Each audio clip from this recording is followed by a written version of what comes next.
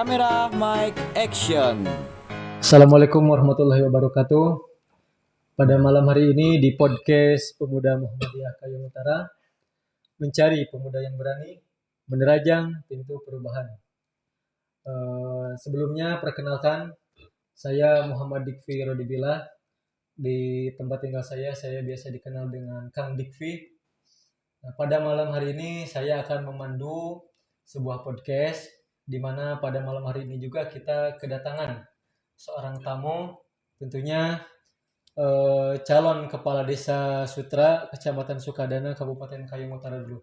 Nah, sebelum kita mulai, mungkin kita akan berbincang-bincang terlebih dahulu tentang kepribadian beliau ini siapa gitu, dari nama dan sebagainya. Oke. Silahkan kepada Bapak, boleh memperkenalkan diri terlebih dahulu. Iya. Bismillahirrahmanirrahim. Assalamualaikum warahmatullahi wabarakatuh. Nama saya biasa orang panggil Pak Pendi. Saya calon kepala desa Sutra dengan nomor urut 4. Ya. Nah, di depan kita sudah ada Bapak Effendi dengan nomor urut 4, calon kepala desa Sutra. Sebelumnya mungkin boleh tanya dulu Pak, kira-kira umur Bapak nih berapa nih?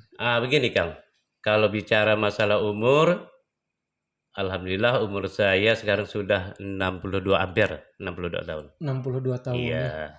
62 tahun. Bapak nih aktivitas sehari-hari ngapain aja sih Pak? Sebelumnya saya seorang guru, pernah mengajar. Pensiunan. Sudah pensiun sekarang. Terus sebelum mengikuti pemilihan calon pilkada ini, saya sedang berada di BPD Desa. BPD Desa. Anggota BPD Desa. Berapa lama tuh Pak di BPD Desa? Itu selama 2 periode. Selama 2 periode, berarti kalau dihitung-hitung sudah? Ya, kalau hitung periodenya berarti lebih kurang 10 atau 12 tahunan. Tapi periode yang kedua belum sampai 1 tahun. Iya. Berarti kurang lebih 10 tahun. Ya, enggak sampai. Oh, berarti lebih dari 5 tahun lah ya? Iya, lebih 5 tahun. Berarti dengan begitu Bapak nih berarti menarik ya. Pak Effendi ini berarti sudah paham betul ya, seluk-beluk kegiatan desa dan perjalanan program desa itu seperti apa. Insya Allah. Nah, terkait tadi mungkin sebelumnya maaf dengan umur 62 tahun ini nih. Iya. Apakah Bapak nih percaya diri untuk mencalonkan sebagai kepala desa nih? Karena kan pada zaman sekarang nih banyak pemuda-pemuda atau banyak yang lebih muda tampil ya dengan keadaan ya katakanlah keadaan global yang lebih cocok gitu. Iya. Dengan pemuda. Nah, bagaimana Bapak tingkat kepercayaan diri Bapak mencalonkan sebagai kepala desa? Begini, Kang ya. Kalau masalah kepercayaan diri, saya tetap pede. Sekalipun artinya saingan saya orang-orang muda, tapi saya tetap sesuaikan bahwa saya orang tua tetap mengaku yang muda-muda ini sebagai saya anggap anak, tapi karena ini merupakan persaingan, mau tidak mau saya tetap pedekan diri sebagai orang tua lah gitu. Oh, ya. Iya. Mohon maaf sebelumnya saya tanya. Bapak sudah pernah nonton podcast calon kepala desa sebelumnya nggak di podcast Pemuda Muhammadiyah Kayong Utara ini? Sudah. Sudah. Pernah. Oh, sudah. Berarti sudah tahu ya persiapan mereka sejauh mana? Iya, insya Allah. Kalau Pak Effendi sendiri mencalonkan diri menjadi kepala desa ini atas dorongan pribadi atau atas dorongan keluarga dan kerabat? Itu lebihnya dari mana kira-kira? Ya, begini Kang. Saya mencalonkan diri sebagai calon kepala desa itu ada latar belakangnya. Latar belakang yang pertama itu saya merasakan punya kesempatan. Nah, supaya tidak gagal paham, kesempatan seperti apa akan saya jelaskan sedikit. Begini, kesempatannya karena kita lihat calon kepala desa harus persyaratan untuk menjadi seorang calon kepala desa itu tidak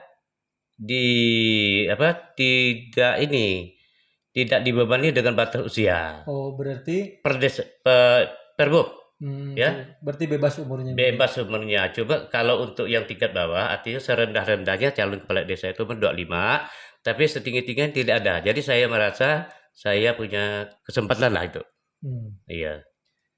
Kemudian latar belakang Bapak ini ingin mencalonkan diri sebagai kepala desa itu selain kesempatan apa lagi itu, Pak? Ya, selain kesempatan begini. Karena saya di anggota BPD, Kang, saya salah satu tugas daripada anggota BPD itu kan menerima, menampung dan mengelola aspirasi masyarakat atau keluh-keluhan masyarakat. Sebentar, Pak. Tadi tugas BPD itu menerima, Ya, menampung, menyalurkan, menyalurkan, mengelola mengelola aspirasi masyarakat. Ya, berarti di situ juga menjadi latar belakang Bapak mencalonkan diri sebagai betul. kepala desa. Ya. Kenapa Bapak harus menjadi kepala desa? Apakah tidak cukup untuk mengelola, menyalurkan seperti tadi aspirasi dari rakyat itu? Kenapa harus naik menjadi kepala desa itu? Kira-kira bagaimana tuh? Ya, gini. Sebenarnya di awal-awal itu memang ada kawan yang tidak setuju. Tidak usahlah Pak Pendi bertahan ya di sini di PPD. Tapi saya kepikiran, selama di PPD ada hal-hal atau keluh masyarakat itu yang tidak bisa terjawab oleh kami sebagai anggota BPD. Masyarakat mengeluh, misalnya gini, langsung saya kasih contoh ya. Contoh saja, enak ya Kang ya. Contohnya gini, masyarakat itu tahu kalau Desa Sutera ini sudah punya badan usaha milik desa tentang BUMDes. Nah, BUMDes yang bergerak di bidang LPG, pengadaan LPG. Nah, di samping itu dia ngeluhnya gimana? Gimana Pak? Bapak sebagai BPD, tolong istri saya jualan bubur, jual nasi goreng, tapi kami tidak dikasih LPG. Itu. Berarti sudah ada contoh kasusnya ya? Ada contohnya, orangnya pun siap. Nah, kalau saya perlukan. Terus dia ngomongnya gini, di jalan sana rumah orang tingkat gedung pegawai negeri lagi. Kok dapat kata dia nih. Jadi apa yang harus saya jawabkan? Oke, hal-hal seperti ini mau saya tampung dulu kan? Berarti ada penyaluran yang tidak tepat. Iya, penyaluran yang tidak tepat. Nah, terus contoh yang lain. Masyarakat udah tahu yang namanya apa? Badan usaha milik desa itu hasilnya adalah untuk kesejahteraan masyarakat. Kesejahteraan masyarakat. Di undang-undang desa juga kan mengatakan demikian. Jadi masyarakat sekarang ini sudah cerdas kalau dia tahu, dia mengatakan tadi bahwa hasil daripada BUMDes itu adalah untuk kesejahteraan masyarakat. Tapi selama ini dia bilang gini, kenapa hasil BUMDes itu tidak pernah kami tahu sebagai kota masyarakat? Begitu. Nah, jadi saya bilang gini lah, saya tidak suka dengan debat panjang, hasilnya nol besar. Saya suka kerja nyata tapi tuntas. Nah, saya bilang gitu. Jadi tunggulah. Kalau memang saya terpilih jadi kepala desa, nah itu saya bisa beri jawaban yang pasti. Tapi kalau masalah istrinya tadi yang kerjanya jualan nasi goreng dengan nasi kuning ya bubur ini, insya Allah nanti akan saya bicarakan. Tapi juga hasilnya nol. Nah, berawal dari ini maka saya pertimbangkan saya harus keluarlah dari BPD, biarlah saya coba untuk jadi mencalonkan diri sebagai kepala desa dia. Berarti ketika Bapak nanti naik menjadi kepala desa itu peluang untuk memberikan pelayanan terbaik terhadap masyarakatnya lebih besar. Iya, benar sekali. Itulah dia. Nah, menarik nih. Pasti ketika Bapak mencalonkan diri menjadi kepala desa, tentunya Bapak memiliki visi dan misi ya Pak ya? Iya, betul. Nah, coba Bapak mungkin bisa paparkan visi Bapak dan misi Bapak tuh ke arah mana sebenarnya? Nah, ini. Kalau visi dan misi saya itu, atau langsung saya sebutkan ya? Karena kalau masalah arahnya kita tetap mengacu kepada begini. Sekarang ini kan ada program nasional dari Kementerian Desa dan Desa Tertinggal dan Transmigrasi. Programnya gini. Tahun 2030 seluruh desa yang ada di Indonesia sudah terbebas dari kesenjangan. Berarti tidak ada yang miskin. Tahun 2030. 2030. Iya, tidak ada lagi kesenjangan atau tidak ada lagi kemiskinan. Terus masalah perkembangan ekonomi itu akan tumbuh berkembang secara merata. Jadi saya merujuknya ke sana. Makanya muncullah visi dan misi saya ini. Boleh Pak dibacakan? Ya, siap. Bismillahirrahmanirrahim. Saya Bapak Effendi SPD, calon Kepala Desa Sutra dengan nomor 4. Saya membacakan visi yang telah saya sediakan. Visi untuk mewujudkan masyarakat Desa Sutra yang sejahtera dan mandiri. Sejahtera dan mandiri. Ya. Mungkin dapat saya jelaskan sedikit kali ya. Boleh Pak. Ya. Kalau bahasa mandiri ini memang Desa Sutra ini sudah mendapat sertifikat mandiri, Kang. Oh iya nih. Sutra ini sudah menjadi desa yang mandiri. Sudah mandiri. Sudah dapat sertifikat dari kementerian. Iya. Tapi baru sertifikatnya. Definisi desa mandiri itu kan desa, salah satunya ini yang saya ingat adalah desa yang tahu akan kebutuhan masyarakatnya. Masyarakat kita ini kan beragam nih, Kang. Iya. Ada petani, nelayan, juga ada buruh. Nah itu kalau kita lihat dari segitu ya. Terus kalau petani minta apa? Petani mintanya misalkan pupuk misalnya kan. Pupuk. Kalau kita belikan benda yang lain tentu jadi mudarat nantinya, jadi permasalahan. Iya. Nah itu harus kita sesuaikan. Terus ada lagi, ada masyarakat kita yang belum diperhatikan sekarang nih. Siapa dia? Nelayan. Iya. Nelayan juga kemarin sempat komen dengan saya, Pak, apakah kami ini bukan warga Sugadana? Kenapa sih ngomongnya gitu? Kata saya kan, saya gini Bapak, selama ini kami ini Pak tidak pernah yang namanya dibantu oleh desa, tak pernah diberikan bukan, apalagi yang lain-lain. Berarti mereka udah mulai jeli berpikirnya. Dia tahu bahwa dana desa DD ataupun ADD itu diperuntukkan untuk semua sesuai dengan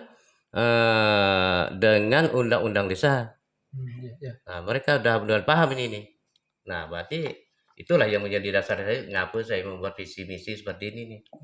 Padahal kalau kita bandingkan nih Pak ya, Desa Sutra dengan desa yang lain, di Kecamatan Sukadana ini, di Desa Sutra kan memiliki garis pantai ya. Iya, betul. Jadi disitulah memang potensinya yang harus digali dan harus dimaksimalkan seperti itu ya Pak ya.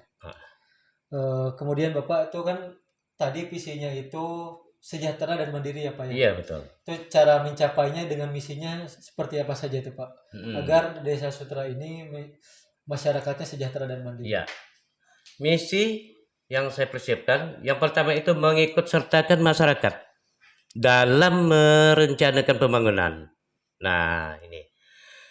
Jadi, maksudnya begini. Pada saat musrenbang atau urutan pertamanya musduh dulu. Musduh yang dilakukan di dusun, dipimpin oleh kepala dusun bersama RT-nya. Maksudnya begini. Kita tahu Desa Sutra ini kan hidupnya berlapis-lapis.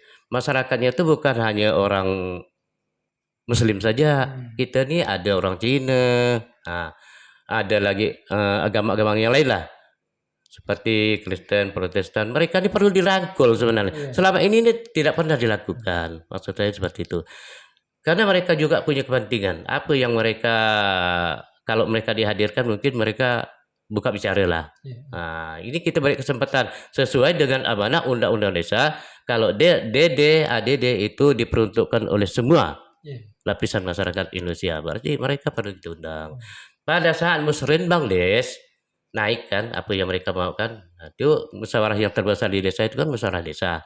Nanti pada saat itu Kan petunjuknya pada saat melakukan musyawarah di desa kita harus mengundang tokoh-tokoh nih, tokoh pendidikan, tokoh masyarakat, tokoh agama. Nah ini ada satu ini yang kadang-kadang tidak pernah terlihat.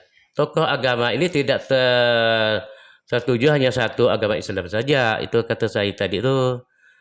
Kita ini ada agama yang lain. Mereka ini harus kita libatkan. Kita undang juga. Setidak-tidaknya mereka merasa dihargai. Apalagi sekarang kalau tidak salah ada satu lagi agama yang sudah diakui yayasan itu kan. Macam Pekong di sebelah itu kan. Iya. Ada pengurusnya. Setidak-tidaknya kan ketuanya kita undang. Mereka maunya apa. Nah di sinilah. Makanya saya maksud dengan misi yang pertama itu mengikut sertakan masyarakat dalam merencanakan pembangunan. Yang kedua, mengembangkan badan usaha milik desa BUMDes. Nah ini salah satu kunci kemajuan desa tersebut. Iya, iya. Untuk memajukan desa. Saya tahu di desa Sutra ini kan BUMDesnya sudah ada, Kang. BUMDes yang bergerak di LPG. Terus ada lagi air galon.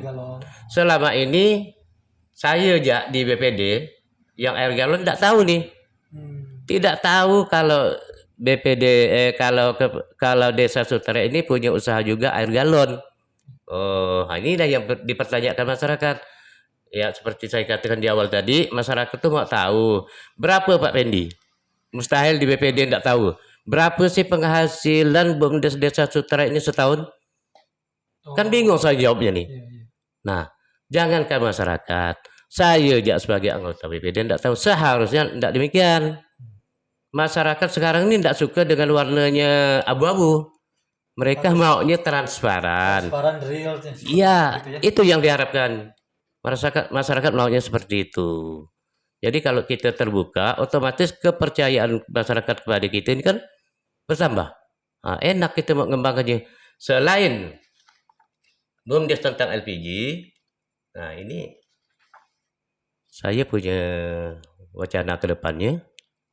Kalau seandainya ini saya terpilih jadi kepala desa, saya ingin mengembangkan BUMDes LPG ini dengan BUMDes pengadaan air bersih, air baku untuk dijadikan aqua, ya aqua, air minum. Sebenarnya kan dari Sukadana. Karena kemarin saya ketemu dengan seorang pengusaha di Ketapang. Ya. Saya hubungi mereka, siap enggak? Kalau seandainya saya di kepala desa, saya beli mobil tangki, saya supply bahan baku air sana untuk dijadikan. Siap Pak? Dia bilang gitu. Oh iya. Ya. Berbicara tentang visi misi. Ya. Berarti sejauh mana nih persiapan Bapak sebagai calon kepala desa ini?